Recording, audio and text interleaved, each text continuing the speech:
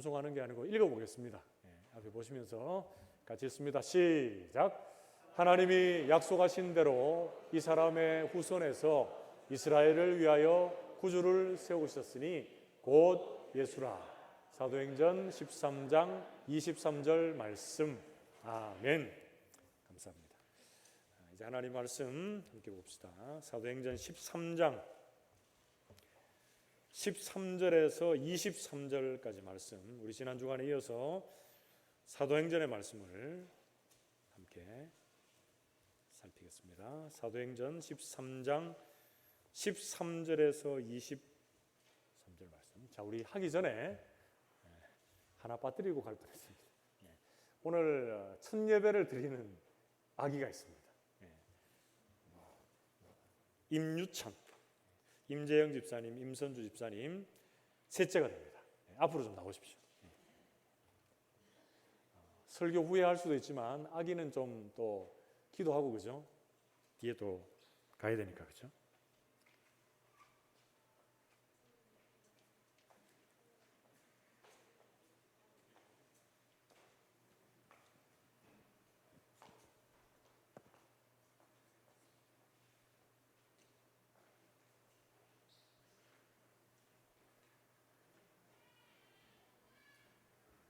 자, 요거를 좀 켜주시면 되겠습니다. 예.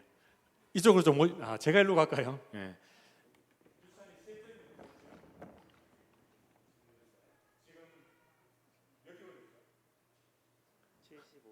75일. 그러면 2개월 반 됐네요. 예. 우리 함께 기도합시다. 기도하겠습니다.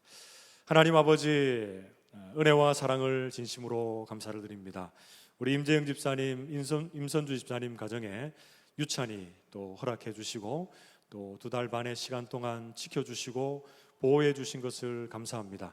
하나님, 우리 유찬이 가운데 믿음의 가정에 나게 하시고 또 지금까지 은혜로 지켜주셨는데 유찬이의 앞길 가운데 하나님께서 건강의 복과 믿음의 복을 더하여 주시고 물질의 복과 그리고 사람의 복을 더해 주셔서 많은 또 사람들 앞에, 특별히 또 하나님 앞에 칭찬과 존귀 여김을 받는 귀한 아이가 되게 해 주옵소서.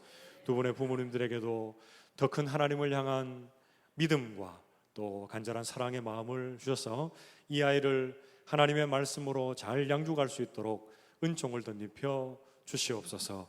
세상 살아갈 때에 하나님 광야 같은 인생을 살아갑니다.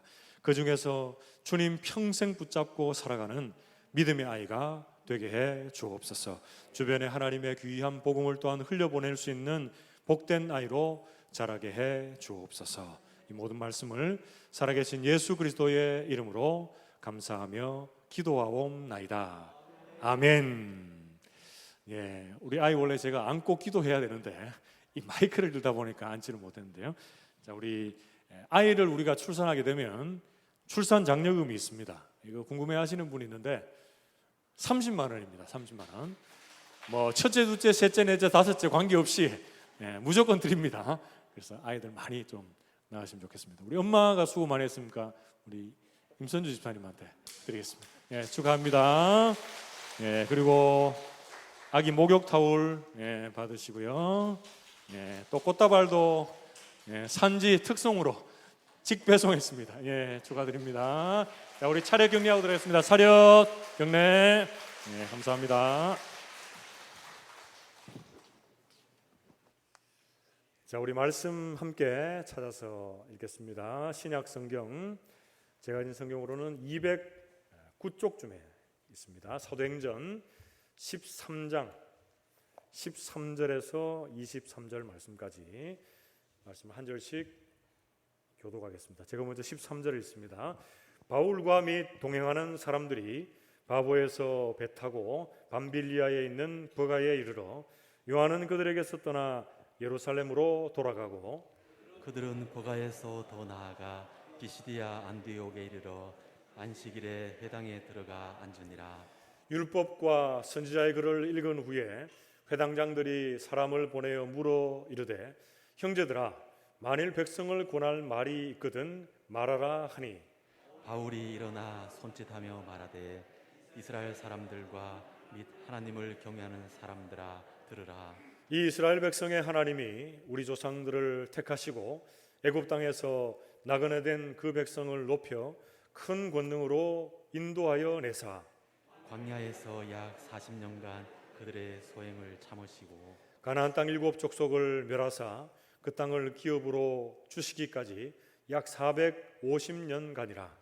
그 후에 선지자 사무엘 때까지 사사를 주셨더니 그 후에 그들이 왕을 구하거늘 하나님이 베냐민 지파 사람 기스의 아들 사울을 40년간 주셨다가 패하시고 다윗을 왕으로 세우시고 증언하여 이르시되 내가 이새의 아들 다윗을 만나니 내 마음에 맞는 사람이라 내 뜻을 다 이루리라 하시더니 함께 읽습니다. 하나님이 약속하신 대로 이 사람의 후손에서 이스라엘을 위하여 구주를 세우셨으니 곧 예수라. 아멘. 우리 좌우에 계시는 분들과 이렇게 한번 인사하고 말씀을 받읍시다. 말씀의 은혜 받읍시다. 인사하겠습니다. 우리는 계속적으로 사도 바울 그 일행의 제1차 선교 여행, 제1차 전도 여행에 대해서 살피고 있는데요. 오늘은 본문 말씀을 본격적으로 살피기 전에 지도와 사진 몇 장을 보고 말씀을 들어가도록 하겠습니다. 우리 지난 주간에 보여드렸던 지도가 제가 이렇게 보니까 조금 이렇게 복잡한 것 같아서 좀 심플하게 간단하게 나와 있는 그런 지도를 찾았습니다. 이 내용이 이 바울 일행의 1차 전도 여행입니다. 여러분 보시면 지중해가 있고요, 구브로 섬이 있고, 지중해 여러분 파란 글자 보입니까? 제가 뭐 이렇게 손으로 막 이렇게 좀 보면서 하면 좋겠는데, 구브로 섬 보입니까? 구브로 섬 지중해 보이죠? 그래서 이렇게 녹색 계통으로 화살표가 쭉 간 것은 이제 가는 여정입니다. 가는 여정. 그리고 주황색 좀 붉은 계통으로 해서 화살표로 쭉 된 것은 뭡니까? 돌아오는 여정입니다. 우리가 지난 주일에 살폈던 내용은 어디까지 살폈죠? 안디옥 교회에서. 여기서 안디옥이 두 군데가 있어요. 여러분이 보실 때 오른쪽 끝에서 위쪽으로 보면 거기 안디옥 보입니까? 푸른색 계통의 화살표가 시작하는 안디옥 보이죠? 여기가 바로 수리의 안디옥. 그러니까 안디옥 교회의 자리가 여기입니다. 자, 지난 주간에는 어디까지 했냐면 안디옥에서 실루기아, 그 밑에 실루기아 보이죠? 항구 도시인 실루기아에 내려와서 배 타고 어디로 갔습니까? 배 타고 살라미에 이르렀다. 구브로 섬 안에 있는 살라미, 동쪽 해안 도시인 살라미에 이르렀습니다. 자, 그러고 나서 살라미에서 유대인 회당에서 말씀을 전하고 나서 이제 그 구브로 섬을 관통해서 어디 갑니까? 서쪽 끝쪽에 있는 파포스, 바보라고 하는 섬에, 바보라고 섬이 아니죠. 바보라고 하는 지역에 이릅니다. 여기서 누구 만납니까? 마술사 엘루마, 바예수라고 하는 엘루마를 만나고 서기오 총독 바울. 이제 마술사가 잠시 동안 앞을 못 보는 그 상황 속에서 서기오 총독 바울이 예수를 믿게 되니라라고 하는 그 말씀을 살폈어요. 그래서 지난 주간 사도행전 13장 1절에서 12절, 특별히 4절에서 11절까지의 말씀에서는 어디까지 왔습니까? 여러분 볼 때 오른쪽 끝에 안디옥에서 실루기아, 그죠? 살라미, 바보라고 하니까 누구 놀리는 것 같은데 지명 이름입니다. 파포스, 바보까지 했습니다. 자, 그러면 이제 오늘 할 내용들을 말씀을 읽기 전에 우리 읽었지만 구체적으로 다시 한번 살피기 전에 어디까지 나가냐면 구브로에서 배 타고 어디 갑니까? 구브로에서 배 타고 이제 올라갑니다. 올라가는데 어디까지 갑니까? 밤빌리아에 있는 버가까지 가요. 거기 보면 파란색 화살표가 쫙 올라가서 빨간 동그라미 있는 데 있죠, 여러분. 그게 버가입니다. 버가에서 또 어디로 갑니까? 버가에서는 크게 다른 일들이 많이 없어요. 버가에서 위에 비시디의 안디옥으로 갑니다. 여러분 볼 때 오른쪽 그 출발점은 수리의 안디옥이고 버가에서 비시디아 안디옥, 위에 있는 안디옥은 이제 비시디아 안디옥입니다. 이름은 안디옥인데 다 지명이 다르고 위치가 다르죠. 그래서 오늘 우리가 살필 부분은 이제 구브로 섬에서 밤빌리아에 있는 버가로 갔다가 그 위에 있는 비시디아 안디옥으로 가는 요 여정을 우리가 살펴보게 될 겁니다. 지도를 한번 유념해 두시고 보면 되겠는데, 그런데 지금 버가에서 안디옥까지의 거리가 한 170km, 200km 이렇게 됩니다. 그런데 이 사이는 우리가 볼 때는 성경 말씀에도 한 절로 나와 있는데 여기가 이 지형이 엄청 험합니다. 이 버가에서 비시디아 안디옥으로 가려면 타우루스 산맥이라고 하는 산맥을 넘어가야 돼요. 그 사진을 한번 잠깐 보여주시면 좋겠는데 여기가 바로 타우루스 산맥입니다. 해발 한 2000m 정도 되는 그런 산맥인데요. 비시디아 안디옥도 한 1000m 이상의 고도에 있습니다. 그래서 이 버가에서 비시디아 안디옥으로 가려면 산맥을 넘어가는데 그 다음 그림요. 이 산맥에 보면 중간에 이렇게 협곡이 있습니다. 여러분 협곡 밑에 보입니까? 물이 흐르는 협곡. 그 사이를 통해서 이제 버가에서 비시디아 안디옥으로 가야 돼요. 그러면 이 여정이 쉬웠겠습니까? 어렵겠습니까? 이 당시에 뭐 도로가 잘 닦여 있고 차로 갈 수 있는 것도 아니고 걸어서 이 거의 200km, 170km에서 200km 가까운 그 산을 타고 가려면은 어느 정도 걸려야 상상할 수 없어요. 오랜 기간을 걸어서 이동해서 갔습니다. 그런데 이 타우루스 산맥에는 지형도 험했지만 여러분 산에 보면 뭐가 종종 나타납니까? 산적들, 우리나라에도 산적들이 나타나죠. 그래서 종종 이 강도들이 출몰했다고 합니다. 그러니까 지형도 험했죠. 강도도 나타났죠. 그러니까 이 어려움이 많은 시간들을 다 극복하고 복음을 전하는 아름다운 발길이 이 바울과 선교 일행의 발걸음이었다라고 하는 것을 먼저 알고 오늘 본문 말씀으로 한번 들어가 봅시다. 오늘 본문 말씀 시작하는 사도행전 13장 13절에서 14절 말씀 보면 여러분 제가 설명하는 거 다 듣고 이 말씀을 읽으면 좀 이해가 될 수 있을 것입니다. 13절 14절 다시 한번 같이 읽어봅시다. 시작. 바울과 및 동행하는 사람들이 바보에서 배 타고 밤빌리아에 있는 버가에 이르니 요한은 그들에게서 떠나 예루살렘으로 돌아가고 그들은 버가에서 더 나아가 비시디아 안디옥에 이르러 안식일에 회당에 들어가 앉으니라. 아멘. 여러분 이해가 좀 됩니까? 조금 그냥 읽는 것보다 사진도 보고 지도도 보고 가니까 좀 낫죠. 자, 여기서 구브로 섬에서 이제 밤빌리아에 있는 버가에 이르고 그리고 비시디아 안디옥으로 가는 데 있어서 한 사건이 있습니다.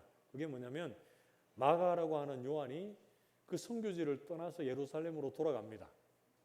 왜 돌아갔는가 여러 가지 말이 많지만 그가 이제 이 비시디아 안디옥으로 가는 그 산맥길을 넘으려고 하니까 마음속에 두려움이 있어서 떠났다. 가지고 있는 질병이 있어서 떠났다. 그리고 선교지의 주도권이 바나바에서 바울로 옮겨져서 떠났다. 왜냐하면 마가라고 하는 요한은 이 바나바의 조카가 되거든요. 여러 추측들이 있지만 오늘 본문 말씀에 이제 그게 중요한 것이 아니고 그들이 버가에서는 잠시 머물다가 이 타우루스 산맥을 넘어서 이제 비시디아 안디옥에 그 어려운 과정들을 다 뚫고 이르렀는데 거기서 바로 하는 일이 뭡니까? 오늘 본 말씀에 14절 말씀에 보면 비시디아 안디옥에 이르러 뭐라죠? 안식일에 회당에 들어가 앉으니라 이렇게 말씀해요. 지금 이 바울 일행은 가는 곳곳마다 회당에 들어가서 하나님의 말씀을 선포하고 있는 그 모습들을 계속적으로 확인할 수가 있는데요. 자, 거기서 또 어떤 일들이 이어집니까? 13장 15절에서 16절 말씀. 율법과 선지자의 글을 읽은 후에 회당장들이 사람을 보내어 물어 이르되 형제들아 만일 백성을 권할 말이 있거든 말하라 하니 바울이 일어나 손짓하며 말하되 이스라엘 사람들과 및 하나님을 경외하는 사람들아 들으라 이렇게 말씀을 합니다. 여러분 이 회당에서는 구약 성경을 읽은 후에 거기에 나와 있는 사람들 중에 몇 사람을 택해서 하나님의 말씀을 듣는 이런 식으로 예배가 진행되었다고 합니다. 그 당시에 앉아있는 바울 일행들을 보고 구약 성경 말씀을 읽은 후에 이제 말씀을 부탁하게 되는 것이죠. 그때 바울이 이제 일어나 손짓하며 말하되 하면서 거기에 모인 사람들, 회당에 모인 사람들 대부분 어떤 사람들이었겠습니까?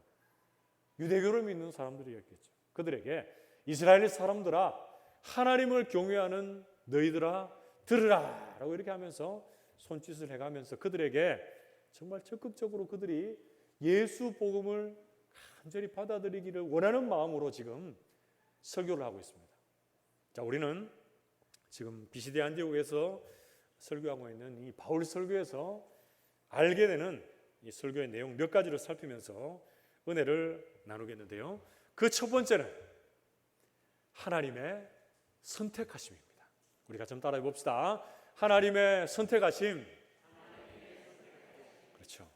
사도행전 13장 17절 말씀.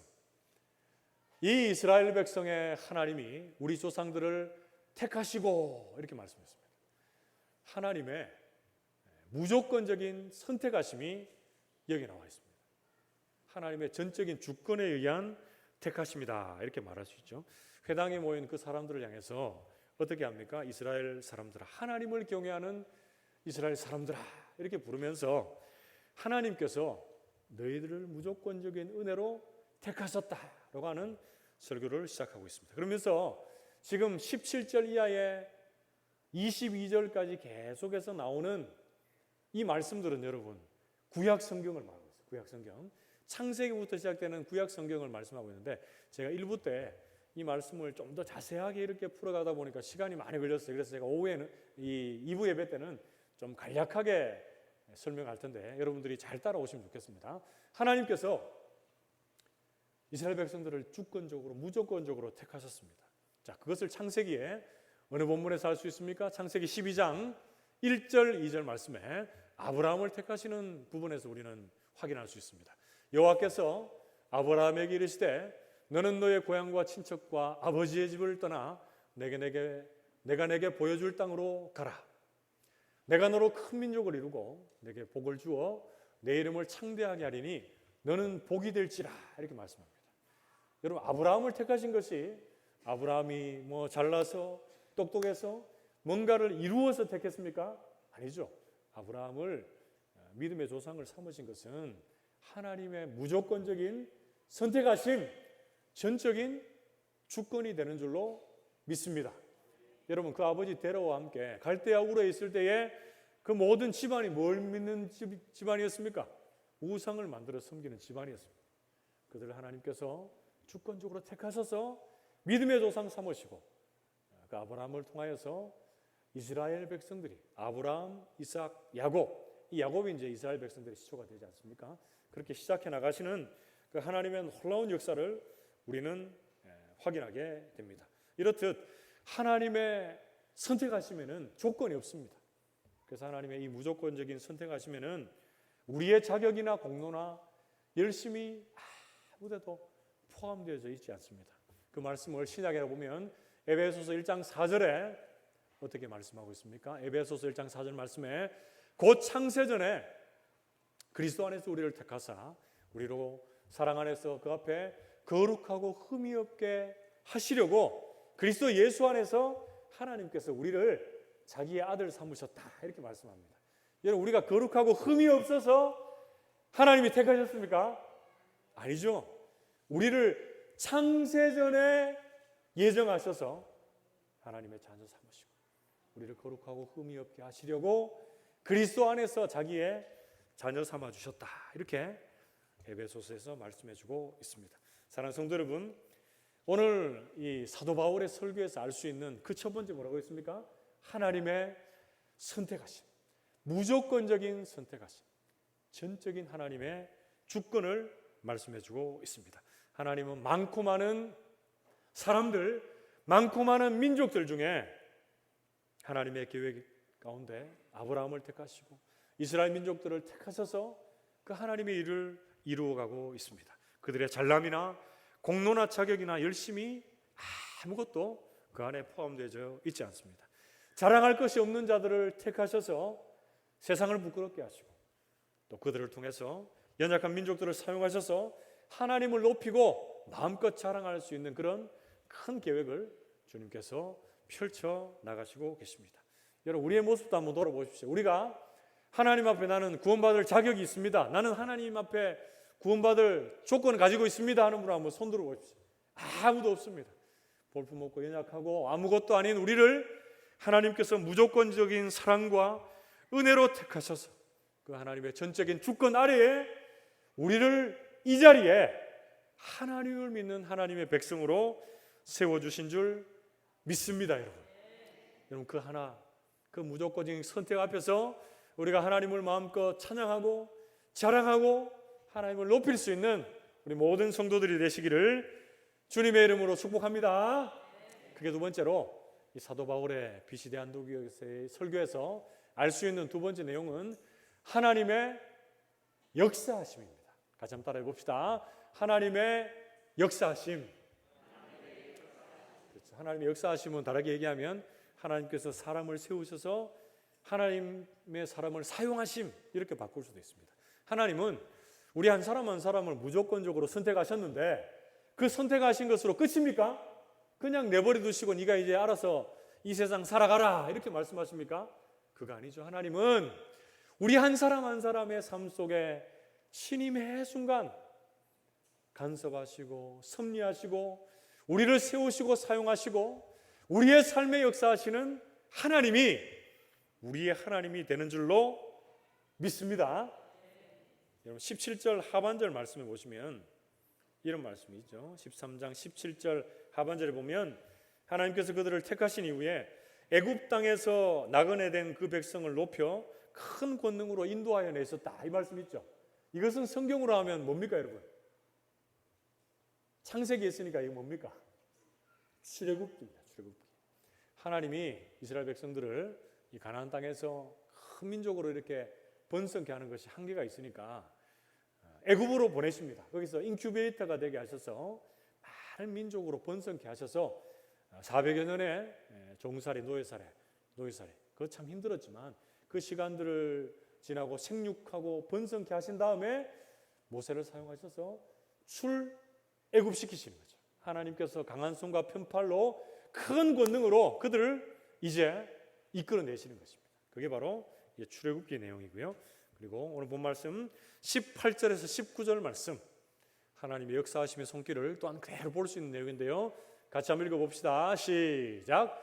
광야에서 약 40년간 그들의 소행을 참으시고 가나안 땅 7족속을 멸하사 그 땅을 기업으로 주시기까지 약 450년간이라. 아멘. 여러분 18절에 나와 있는 내용은 뭡니까? 광야에서 방황하는 40여 년의 시간, 민수기입니다. 민수기. 그리고 19절에 나오는 내용은 뭡니까? 가나안 7족속을 멸하시고 그 땅을 기업으로 주신 것, 여호수아의 내용이죠. 그 다 합치면 이제 450년이다 이렇게 말합니다. 왜 450년이 되는지 한번 보십시오. 400여 년의 종살이, 정확하게 말하면 430년이라고 하는데 400여 년의 종살이를 지나 광야의 40년을 지나 이제 가나안 땅에 거룩한 전쟁, 성전을 하고 정착하기까지 10년 정도. 그 합치면 뭡니까? 450년이 되는 것이죠. 근데 여러분 오늘 이 본문 말씀 17절 하반절에서 19절 말씀까지 쭉 읽어보면 하나님의 역사하심이 그대로 여러분 드러나고 있습니다. 여러분 이 본문 말씀에서 가장 여러분이 대표적으로 볼 수 있는 이 본문들의 주어가 있습니다. 주어. 어떤 주어가 있습니까? 하나님. 여러분 본문 말씀에 하나님이라고 하는 단어가 몇 번이나 나오는지 한번 13절에서 23절 말씀에서 한번 보십시오. 자, 따라서 한번 와보십시오. 오늘 본문 말씀에 17절에 이스라엘 백성의 하나님이 이렇게 나오죠. 그리고 20절, 21절 말씀에 그들의 왕을 구하거늘 하나님이 나오죠. 그리고 오늘 본 말씀 23절 말씀에도 하나님이 약속하신다. 하나님이라고 하는 주어가 나오고 동사들이 여러 동사들이 나옵니다. 그러니까 하나님이라고 하는 주어가 된다는 것은 하나님께서 이스라엘 백성들을 그리고 오늘날 아무것도 아닌 우리들을 선택하셔서 이끌어 가시는 그 역사를 그대로 보여주시는데 어떻게 하십니까? 동사들을 하나하나 한번 살펴보십시오. 이스라엘 백성들을 높이시고 큰 권능으로 인도하시고 그리고 그들에게 악행, 그들의 소행을 참으시고 그들의 대적들을 멸하시고 가나안 땅을 주셨다. 이 모든 높이고 인도하시고 참으시고 대적들을 멸하시고 가나안 땅을 주시고 하는 그 모든 주어가 뭡니까? 이 모든 주어가 하나님이 이스라엘 백성들을 또 오늘날 우리의 삶을 그렇게 친히 역사하시고 인도해 주셨음을 여러분 믿으시기를 바랍니다. 과거에도 인도하시고 역사하신 그 주님이 지금도 역사하시고 우리의 미래에도 우리의 삶을 가장 좋은 길로 인도하시고 역사해 주실 줄을 믿습니다. 여러분, 계속되는 사도행전 13장 20절 한번 보십시오. 20절. 그 후에 선지자 사무엘 때까지 사사를 주셨으니, 이렇게 말씀하죠. 여기는 뭡니까? 사사기. 어떤 분들은 사무엘을 마지막 사사로 보기도 하는데, 사사 시대의 특징은 뭡니까? 이스라엘 백성들에게 왕이 없으므로 각기 그 자기의 소견에 옳은 대로 행하였더라, 이렇게 말씀하는데요. 여러분, 사사 시대를 한 400년, 450년으로 보면 가나안 땅에 정착한 이후에 여호수아가 죽고 그 당시에 살았던 장로들과 그 세대의 사람들이 다 죽습니다. 그러고 나서 이제 그 후대에 태어난 세대는 여호와를 알지 못하고 여호와께서 이스라엘 백성들을 위해서 행하신 일들을 알지 못하는 다음 세대가 아닌 다른 세대가 일어납니다. 그들이 이제 하나님을 떠나서 자기의 소견에 옳은 대로 행할 때에 사사기의 역사가 뭡니까, 여러분? 죄를 짓고 하나님이 심판하시고, 그들은 또한 부르짖고 하나님은 사사를 통해서 구원하시고, 계속 이 악의 사이클이 반복됩니다. 그래서 어떤 신학자 또 어떤 목회자들은 사사기의 이 악순환의 반복을 보고 어둡고 암울한 시기였다라고 말할 수도 있지만, 하나님께서 적시의 사사들을 사용하셔서 하나님의 빛을 던져주시고 그들을 통해서 하나님께서 그 암울한 백성들에게 구원을 주시고 부흥을 주시고 회복을 주시고 역사하신 그 시간들이었다, 이렇게 말씀을 하고 있습니다. 사는 성도 여러분, 그렇습니다. 사사시대 400여 년의 시간 속에서도 하나님께서는 역사하셔서 하나님의 사람들을 통해서 그 이스라엘 민족들을 아픔 중에도 암흑 중에도 고통 중에도 참된 부흥과 구원의 손길로 하나님의 그 섭리로 인도해 주신 줄로 믿습니다. 자, 사사기까지 했습니다. 그 다음에 이제 뭐가 나옵니까? 사무엘서가 나와야 되겠죠. 사무엘서를 나타내고 있는 사도행전 13장 21절에서 22절 말씀 같이 한번 읽어봅시다.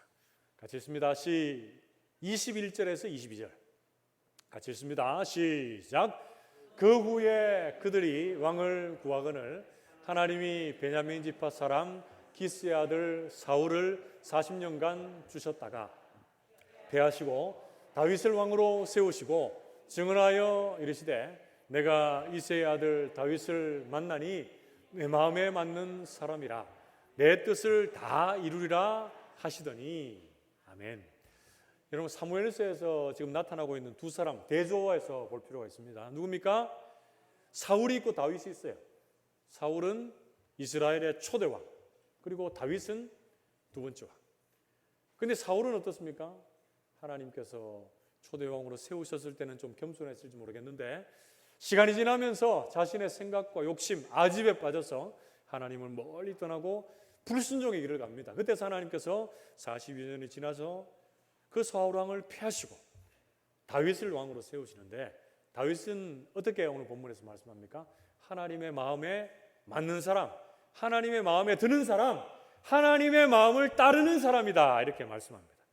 그런데 여러분, 사울이든 다윗이든 하나님께서 세우셔서 왕으로 이렇게 다스림게 하시지만 그들의 모습을 보면 아, 대단하다 뭐 이렇게 하기보다는 우리와 똑같은 모습들이 너무나 많이 보여집니다.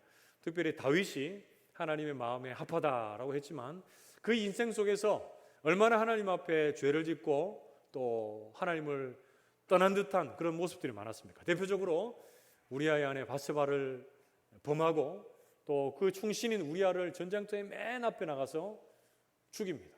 간음죄 그리고 간접살인죄 범하게 됩니다. 그런데 어떻게 이 다윗을 하나님의 마음에 드는 사람이다, 맞는 사람이다 이렇게 할 수 있습니까? 그것은 시편 51편에 나오듯이 눈물로 침상을 띄우며 그가 하나님 앞에 하나님께서 또 시키신 것이죠. 하게 하신 것이죠. 온전한 마음과 진실한 마음으로 하나님 앞에 회개의 자리로 섰기 때문에 그렇습니다. 그의 기도를 한번 들어보십시오. 하나님께서 나에게 정직한 영을 주시고 정한 마음을 달라라고 이렇게 기도합니다. 우슬초처럼 정결케 하시고 새롭게 해달라고 기도를 합니다. 하나님의 영을 거두지 마시고 자신의 죄를 깨끗이 용서해달라고 기도합니다. 그리고 하나님의 은혜와 긍휼과 도우심을 구하는 기도를 하나님이 그 기도를 들어주시고 다윗을 하나님의 마음에 맞는 사람으로 세워가십니다. 그래서 다윗은 시편에서 이렇게 고백하죠. 여호와 하나님이 내 목자다. 내가 부족함이 없습니다. 이렇게 고백하고 내가 사망의 음침한 골짜기로 다닐지라도 해를 두려워하지 않을 것은. 누가 함께 한다고요? 주님께서 함께 하시고 주님께서 역사해 주시고 주님께서 도와주시기 때문에 나는 두려워하지 않습니다. 이렇게 고백하고 있습니다. 타우로스 산맥을 넘고 있는 바울과 그 일행의 고백도 이 고백이지 않겠습니까? 강도의 위험, 지형의 위험을 만나고 있는 순간 속에서도 여호와 하나님께서 그리고 예수 그리스도께서 나와 함께 하셔서 나의 지팡이와 막대기가 되어주시기에 나는 두려움이 없습니다. 나는 족합니다. 고백하며 그 선교의 여행지를 옮겨가지 않았겠습니까?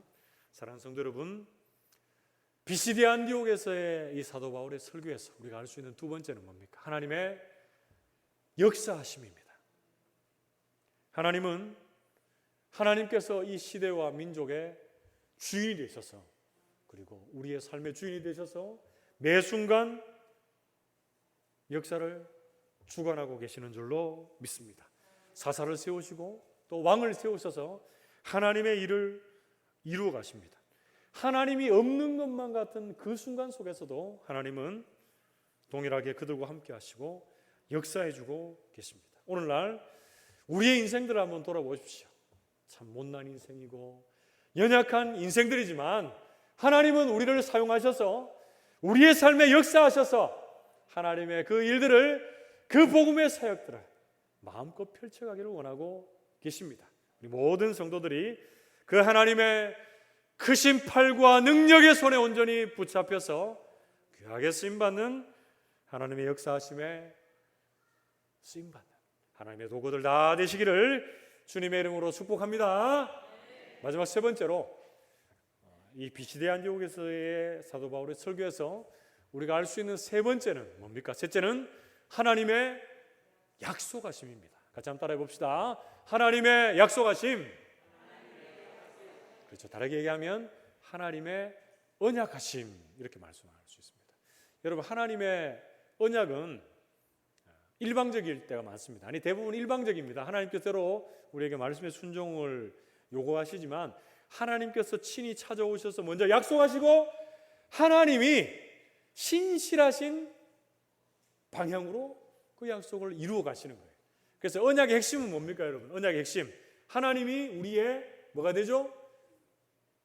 아버지가 되시고 우리는 하나님의 자녀, 하나님의 백성이 된다. 이게 언약입니다. 언약. 그러니까 우리가 하나님의 자녀가 되는 것이 우리의 힘으로 됩니까? 아니죠.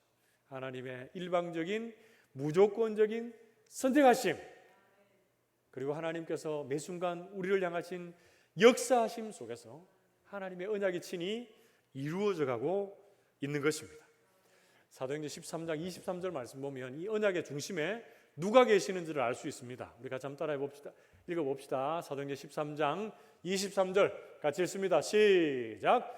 하나님이 약속하신 대로 이 사람의 후손에서 이스라엘을 위하여 구주를 세우셨으니 곧 예수라. 할렐루야.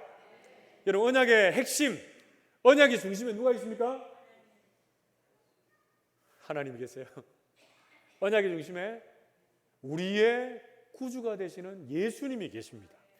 이스라엘을 위하여 구주를 세우셨으니 지금 말씀을 듣고 있는 그 유대인들에게 너희가 십자가에 못 박고 죽인 그 예수를 하나님이 다시 살리셨고 너희를 위해서 구주가 되게 하셨다.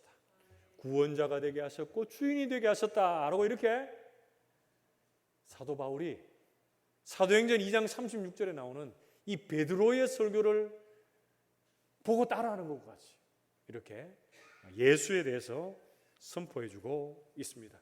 사랑하는 성도 여러분, 오늘날 우리의 인생 속에서도 하나님은, 그의 아들 예수님은 약속하시고 말씀하시고 우리의 삶의 구원자시요 주인으로 영영히 좌정해 계시는 줄로 믿습니다. 여러분, 이 메시아 예수 그리스도는 이 신약에서뿐만 아니라 구약에서도 오실 이 메시아로 계속적으로 여러분 언약에 등장을 하고 있습니다. 예레미야서 31장 말씀에 보면 하나님께서 이 패역한 이스라엘 백성들에게 이제 내가 너희들에게 옛 언약을 다 끼고 새 언약을 둘 것이다. 너희 마음에 새 법을 줄 것이고 너희 마음과 너희의 삶 속에 새로운 언약을 줄 것이다 라고 하면서 33절 말씀 보시면 내가 그들이 하나님이 되고 그들은 내 백성이 될 것이다 라고 언약을 분명하게 말씀해 주신 이후에 그 언약의 핵심 되는 내용들을 소개하고 있는데요. 예레미야 31장 34절 하반절 우리 같이 한번 읽어봅시다. 예레미야서 31장 34절 하반절 말씀에 넘어가세요. 같이 읽습니다. 시작. 내가 그들의 악행을 사하고 다시는 그 죄를 기억하지 아니하리라. 여호와의 말씀이니라. 아멘. 이스라엘의 악행을 그리고 오늘날 우리의 악행을 다시는 기억하지 아니하시고 그 죄를 용서하시겠다고 말씀하시는 게 어디에서 나타납니까, 여러분? 예수님의 십자가 사역을 통해서 우리를 죄 용서의 자리에 우리의 죄를 다시는 기억하지 않겠다라고 하는 그 십자가의 사역으로 그 새 언약이 나타난 것을 우리는 말씀 속에서 확인할 수가 있습니다. 그리고 하나만 더 합시다. 사무엘하 7장 28절에서 29절 말씀에 하나님께서 다윗 언약을 통해서 또 이렇게 말씀하십니다. 주 여호와여 오직 주는 하나님이시며 주의 말씀이 참되시니이다. 주께서 이 좋은 것을 주의 종에게 말씀하셨사오니 이제 청하건대 종의 집에 복을 주사 주 앞에 영영이 있게 하옵소서. 주 여호와께서 말씀하셨사오니 주의 종의 집이 영원히 복을 받게 하옵소서 하니라. 아멘. 여러분, 다윗 언약이 뭡니까? 다윗의 왕위가 후손 대대로 계속될 것이고 주의 종의 집이 영원히 복을 받게 할 것이다 라고 하는 말씀이 바로 다윗 언약입니다. 여러분, 그런데 이것이 어디로부터 이루어집니까? 다윗의 후손으로 오시는 예수 그리스도를 통해서 그를 믿는 천하 만민이 하나님의 복을 누리고 경험하게 되는 것, 그것이 바로 다윗의 언약이 예수 그리스도를 통해서 그대로 이루어진 것인 줄로 믿습니다. 사랑하는 성도 여러분, 이 비시디 안디옥에서의 다윗의 사도 바울의 언약에서 이 말씀에서 알 수 있는 내용 어떤 것이었습니까? 세 번째로 하나님의 언약하심입니다. 하나님이 약속하시고 하나님이 말씀하시고 무엇을요? 구주 예수 그리스도를 이스라엘을 위해서 우리를 위해서 친히 보내주시겠다는 것 약속하시고 그것을 친히 이루어 주셨다라고 하는 것을 말씀해 주고 있습니다. 이 구주 되시는 예수 그리스도가 이스라엘뿐 아니라 우리의 구원자가 되시고 삶의 주인이 되어 주시는 줄 믿습니다. 일방적으로 우리에게도 찾아오셔서 약속하시고 말씀하시고 그 구원을 이루어 가시는 그 주님, 우리가 날마다 바라보며 그 주님의 주인 되심을 인정하고 주님을 높이며 믿음으로 살아낼 수 있는 우리 모든 성도들이 되시기를 주님의 이름으로 축복합니다. 말씀을 맺으러 갑니다. 사도행전에서 지금 나타난 비시디 안디옥에서의 바울의 설교 세 가지를 얘기하고 있습니다. 세 가지. 뭘 얘기합니까? 하나님의 선택하심. 아무것도 아닌 우리를 하나님의 무조건적인 은혜로 그 전적인 주권 하에서 선택해 주셨다. 이렇게 말씀하고 있습니다. 그리고 주님 우리를 또 이스라엘을 선택하시고 그냥 내버려 두신 것이 아니라 그들의 매 순간의 삶 속에 친히 역사하시고 섭리하셨다라는 것을 말씀해 주고 있습니다. 그리고 하나님의 선택하심과 역사하심, 그 세 번째는 뭡니까? 약속하심. 그 약속하심의 중심에는 누가 있다고요? 예수 그리스도가 계십니다. 사랑하는 성도 여러분, 이 하나님의 선택하심과 역사하심 그 안에도 그 중심에는 예수 그리스도가 있습니다. 이스라엘 백성들을 출애굽시키셔서 자유케 하시는 것은 우리를 죄의 종에서 자유케 하시는 예수 그리스도의 사역이 있습니다. 민수기에 방황하는 그들을 가나안 땅에 정착하시는 그 역사는 죄로 인해 방황하는 우리들에게 새하늘과 새 땅을 주셔서 우리를 영원토록 그 나라에 살게 하시는 예수 그리스도의 사역이 있습니다. 여러분, 오늘도 지금 이 시간에도 예수님께서는 우리에게 이렇게 말씀하십니다. 하나님의 전적인 은혜로 내가 너를 선택했고 내 삶의 매 순간 역사하고 있고 내가 내게 약속한 그 모든 것들을 완전하게 이루기 위해서 내가 다시 올 것이다, 이렇게 말씀해 주고 계십니다. 우리 모든 성도들이 사도 바울이 설교하고 있는 이 중심, 하나님의 선택하심과 역사하심과 약속하심, 그 중심에 계신 예수 그리스도를 온전히 믿고 따르고 섬김으로 다시 오실 주님을 기대하며 우리 모든 성도들이 주님을 우리의 삶의 주인으로 매 순간 인정하며 살아가는 믿음의 삶을 살아낼 수 있기를 주님의 이름으로 축복합니다. 함께 기도합시다.